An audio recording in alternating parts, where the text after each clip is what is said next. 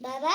ओइ आमा नि अँ आज नि मामाहरूकोमा जानु भएको छ अरे कि अँ खाना पकाउनु अरे ल ल ल ल ल के पकाउनुको नि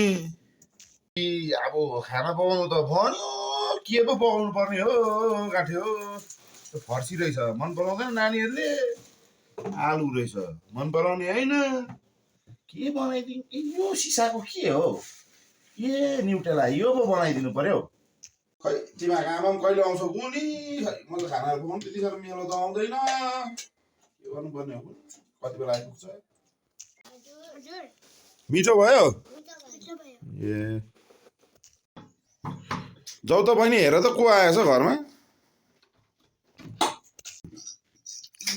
ए उता घरमा उयोहरू कस्तो रहेछ हौ सासूहरू सालोहरू यिनीहरूको मामाहरू ठिकै रहेछ सबै ठिकै रहेछ हौ ए तिमीले के सम्झेको म मामुली कुक हो म पनि जान्दैछु नि खाना पकाउनु त मजाले बनाइदिए नानीहरू सोधेको मिठो भयो अरे के बनाइदिनु भयो नानीहरूलाई फर्सी रहेछ आलु रहेछ नानीहरू दुइटै मन पराउँदैन अन्त तिमीले त्यो प्याकेटमा ल्याइरहेको रहेछौ नि न्युटेला र आलु दुइटा मिसाएर पकाइदिए न्युट्रेला त अन्त थिएन त यहाँ त यहाँ राखेको पेडिग्री त छैन त अन्त खै पेडिग्री बनायो क्या तपाईँले त